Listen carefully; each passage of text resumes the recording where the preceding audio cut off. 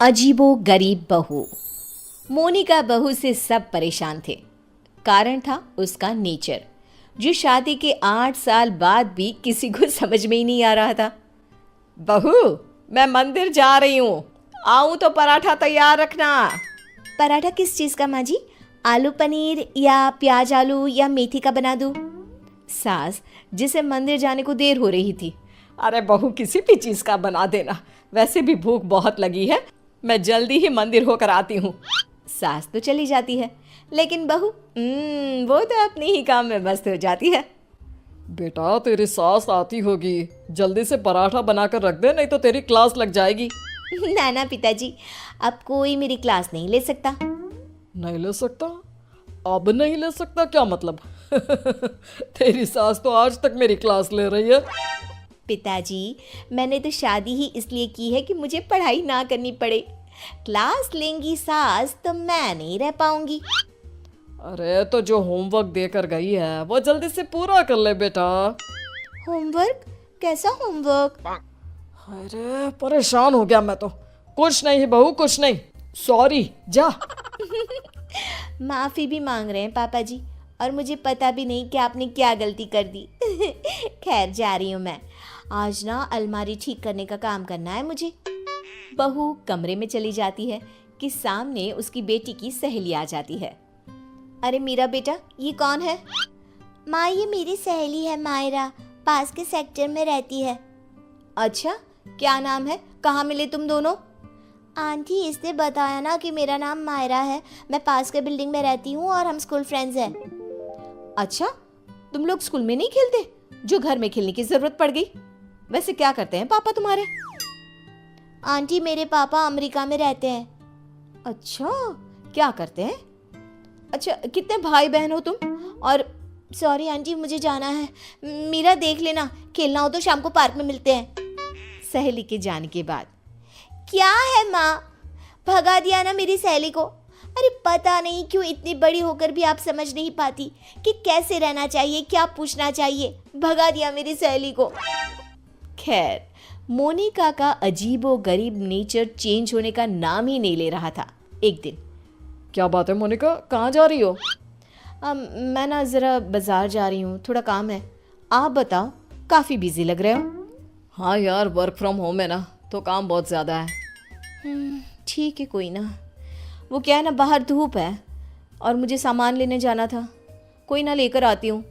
क्या होगा, ज़्यादा से ज़्यादा चक्कर खाकर गिर जाऊँगी या फिर कुछ हो जाएगा। अरे नहीं नहीं, लाओ लाओ, क्या लाना है? लिस्ट मुझे दे दो, मैं लेकर आता हूँ। मोनिका पति को लिस्ट देकर किचन में चली जाती है।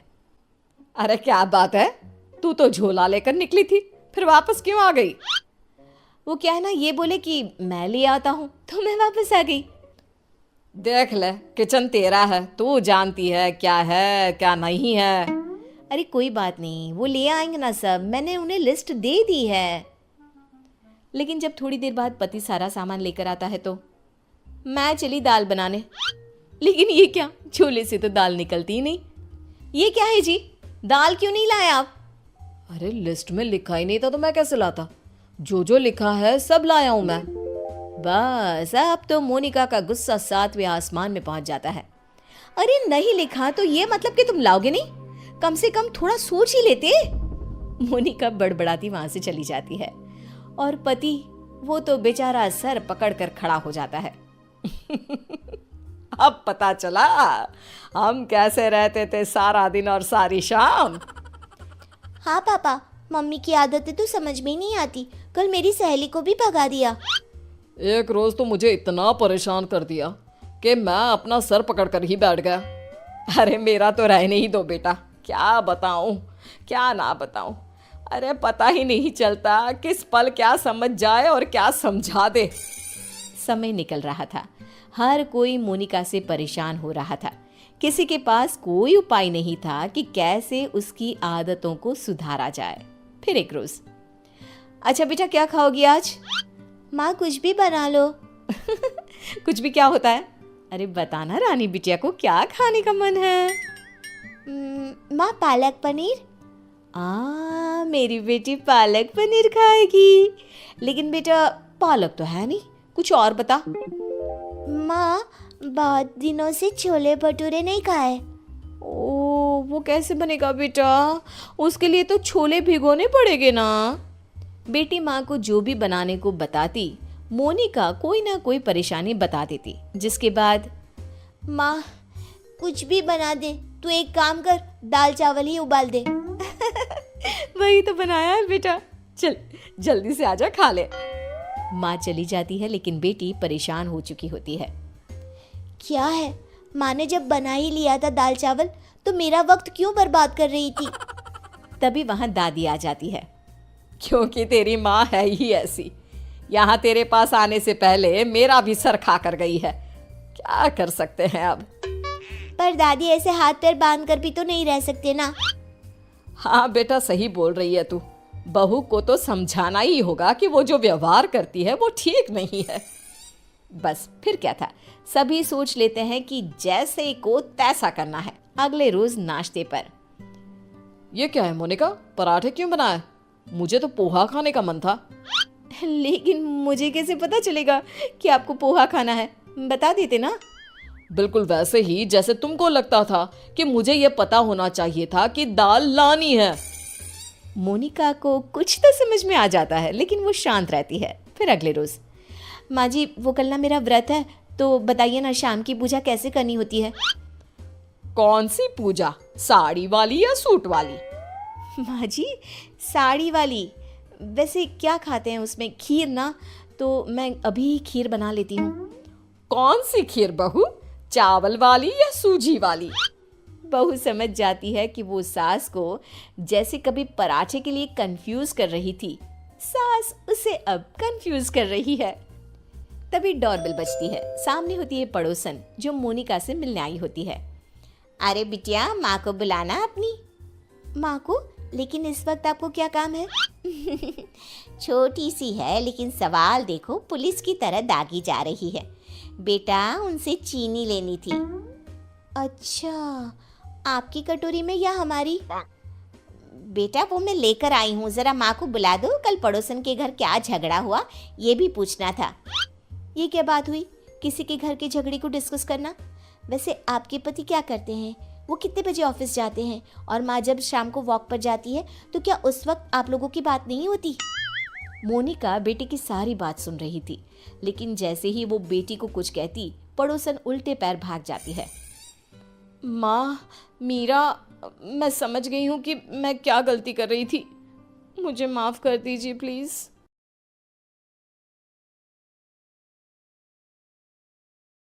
अक्लमंद बहू। श्रुति का व्यवहार अपनी सास के प्रति बिल्कुल अच्छा नहीं था। वो अपनी सास को सिर्फ घर पे बोझ ही समझती थी। इतना राशन लाना पड़ा इस महीने, पैसे आते हैं हाथ में और चले जाते हैं, और ऐसे में आपकी माँ के खर्चे अलग। ऐसा कितना खर्चा करवा देती है माँ, हैं? और वैसे भी तुम तो कमा नहीं रही हो ना। आखिर तुमने बोल ही दिया ना कि मैं पैसे नहीं कमा रही हूँ। दिखा ही दी मुझे मेरी औकात, जता ही दिया ना कि मैं किसी काम में नहीं आती हूँ। अरे तुम गलत समझ रही हो। मेरा कहने का मतलब था कि तुम हर बात का इल्जाम माँ पर मत लगाया करो ना। तभी बगल के कमरे से माँ आ जाती है। अरे बेटा, इतना तेज बोल के मत लड़ो, बाहर वाले सुन लेंगे। माँ जी, सुनने दीजिए उनको भी, उन्हें भी तो पता चले कि आपकी वजह से घर में पति पत्नियों के बीच में कैसी लड़ाइयाँ होती हैं। अरे बहू, मेरी वजह से? मैंने तो तुम दोनों को कभी ये नहीं दिखाया कि मेरे लिए लड़ो। माँ, आप जाइए यहाँ से, मैं बात कर रहा हूँ ना। लेकिन बात तो मेरी हो रही है ना, तो मुझे तो बोलना ही पड़ेगा। बताओ बहू, क्या दिक्कत है तुम्हें मुझसे? अरे घर छोटा है, जगह कम है, यश की तनख्वाह भी तो लाखों में नहीं है। अब आपका एक्स्ट्रा खर्चा उठाना मुश्किल हो रहा है माँ जी।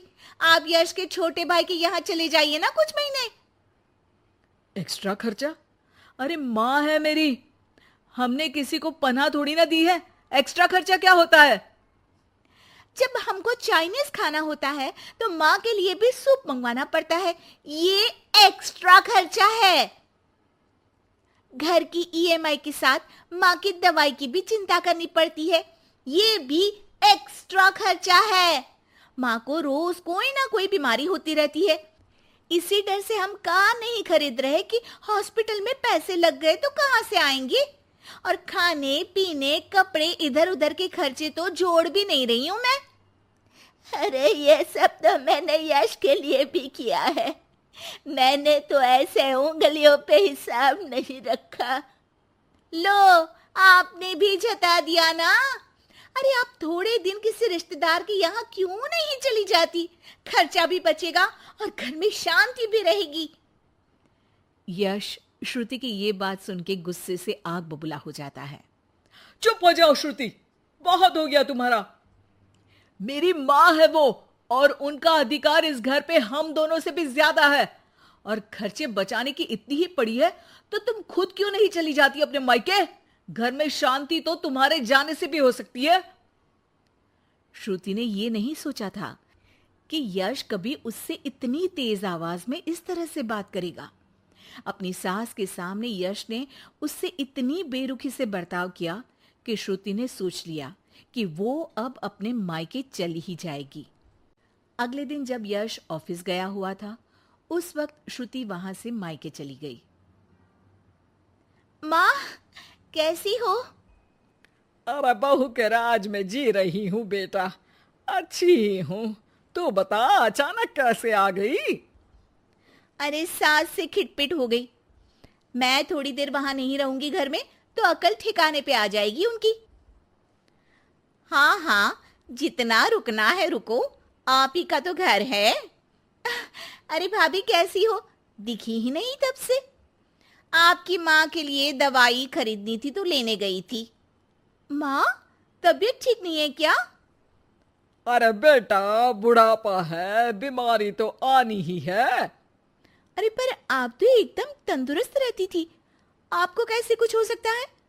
आप खुश तो हो ना माँ? ये क्या बात हुई? खुशी तो रखते हैं, कोई रुलाती थोड़ी ना है आपकी माँ को। हाँ बेटा, खुश ही हूँ। माँ ये कहते हुए जरा भी खुश नहीं थी। थोड़े दिन श्रुति वहां रुकती है। एक दिन जब वो अपने भाई के साथ बाहर से कुछ सामान लेकर कार में आ रही होती है, तभी भाई पूछता है, कब जाने का प्लान है? अरे भैया, अभी तो आई हूँ। हाँ हाँ, वो तेरी भाभी पूछ रही थी कि कब जाने वाली हो। मतलब जाने से पहले बता दोगी तो अच्छा रहेगा, हम तैयार रहेंगे। एकदम जाओगी तो बुरा लगेगा ना। हाँ भैया, बता दूंगी भैया। अच्छा, वैसे हुआ क्या था तुम्हारे और तुम्हारे पति के बीच? हमारे बीच कोई लड़ाई नहीं हुई थी भैया, वो तो सास की वजह से लड़ाई हुई इसलिए आना पड़ा। आप चिंता मत करिए, मैं जल्दी चली जाऊंगी। अरे नहीं नहीं, रुकना। अरे तू घर में है तो शांति भी रहती है। क्या मतलब? अरे मत पूछ श्रुति, आए दिन माँ और तेरी भाभी में नोक झोंक चलती ही रहती है। तेरी भाभी का कहना है कि माँ का खर्चा बहुत होता जा रहा है घर में। अब माँ की क्या गलती है? बीमारी किसी से पूछ के थोड़ी ना आती है। तेरे सामने वो कुछ नहीं बोल रही है, तेरे जाते ही माँ को ताने मारने लगेगी। और आप कुछ नहीं बोलते? मैं बोलूंगा तो मायके चली जाएगी गुस्से में। श्रुति ये जवाब सुन के चुप हो जाती है। उसे एहसास होता है जैसे ये उसकी भाभी की नहीं, उसी की बात हो रही है। पर भैया, आपकी तो इतनी अच्छी जॉब है, पैसों की कोई दिक्कत नहीं है, फिर भाभी को क्या दिक्कत है? अरे किसी को पालने के लिए मन में प्यार होना चाहिए श्रुति। जेब का पैसा भी जरूरी होता है, लेकिन नियत हो तो कम में भी खुश रहा जा सकता है।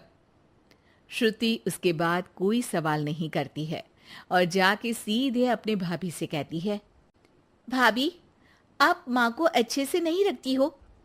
भैया इतना कमाते हैं, फिर भी आप माँ को सिर्फ इसलिए ताने मारती हो क्योंकि उनकी बीमारी के कारण घर से पैसा जाता है। आपको मेरी माँ से लड़ना नहीं चाहिए भाभी। अच्छा, तुम इतनी समझदार हो तो अपनी सास से क्यों लड़के आई हो? श्रुति की आंखों के सामने वो सारे पल आ जाते हैं जब जब उसने अपनी सास को परेशान किया। वो उसी वक्त अपना सामान पैक करती है और जाने लगती है। अरे तू तो रुकने वाली थी ना श्रुति। जाना पड़ेगा, सासू माँ बीमार रहती है, उनका ध्यान रखूंगी माँ। अरे पर तू तो उनसे लड़के आई है ना। माँ, मैं ये सोच के आई थी कि मेरे बिना उनकी अकल ठिकाने आ जाएगी पर मेरी ही अकल ठिकाने आ गई और मैं अपनी सास का ध्यान रखूंगी तभी तो अपनी भाभी को ये बोल पाऊंगी कि वो भी अपनी सास का ध्यान रखा करे। श्रुति को कोई नहीं रोकता। वो वापस अपनी सास के पास चली जाती है। अब श्रुति और उसकी सास कम चीजों में ही ज्यादा खुशी के साथ रहने लगते हैं।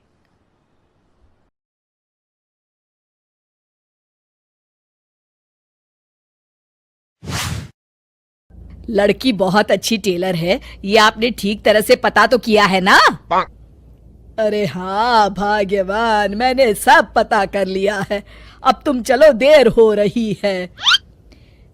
मेरी समझ में एक बात नहीं आती कि तुम मेरी शादी करने की बात करने जा रही हो माँ, या अपने दुकान के लिए नई टेलर देखने जा रही हो?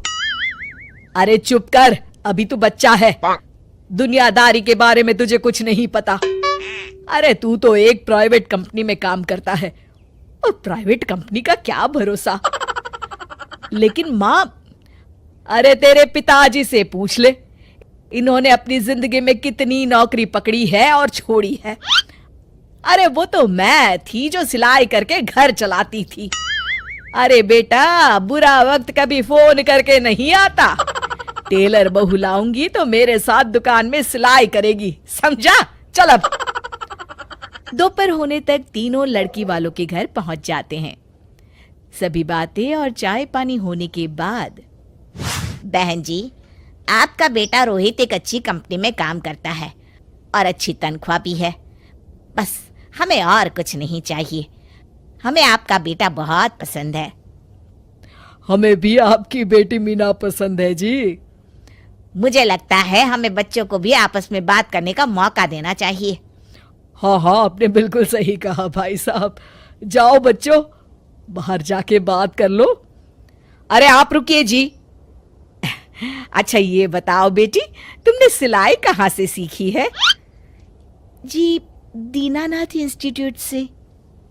अरे बहन जी, मेरी बेटी इस मोहल्ले में सबसे अच्छी ब्लाउज सिलती है और एक से बढ़कर एक डिजाइन भी बना लेती है।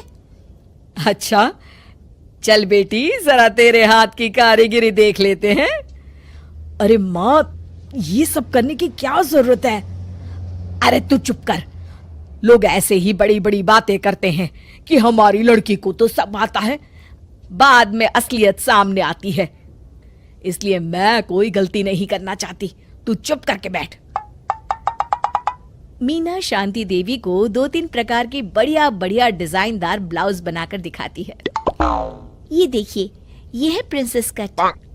अरे वाह बेटी, मान गए तुझे। तू तो मुझसे भी अच्छा ब्लाउज सिल लेती है। चलिए बहन जी, हमें तो आपकी बेटी पसंद है। अब इसी बात पर मुंह मीठा कराइए। जी बिल्कुल। इस तरह रोहित और मीना की शादी हो जाती है। शादी के अगले दिन से मीना अपनी सास के साथ सारा दिन दुकान पर सिलाई करती रहती और अपने पति रोहित को जरा सा भी समय नहीं दे पाती थी। फिर एक दिन रोहित फोन करके मीना से कहता है, मीना, आज शाम को हम दोनों किसी अच्छे रेस्टोरेंट में खाना खाने चलेंगे। तुम तैयार रहना, मैं ठीक वक्त पर पहुंच जाऊंगा। ठीक है जी।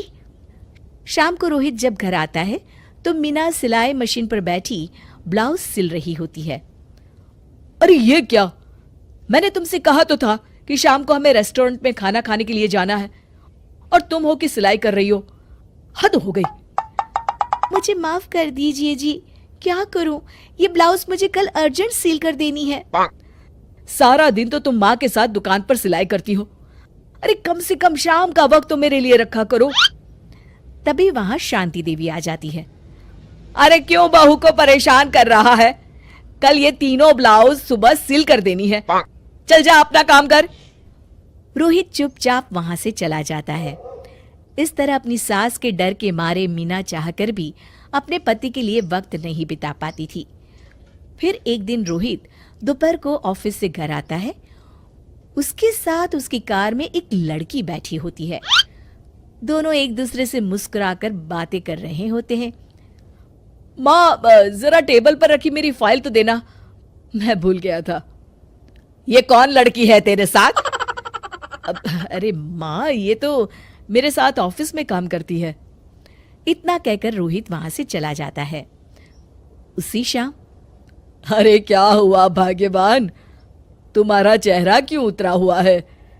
किस चिंता में डूबी हुई हो? क्या बताऊं जी, आज रोहित के साथ एक लड़की आई थी। कह रहा था उसके ऑफिस में काम करती है। मुझे तो उस लड़की के चाल चलन बिल्कुल ठीक नहीं लगते। कहीं दोनों के बीच कोई चक्कर तो नहीं है?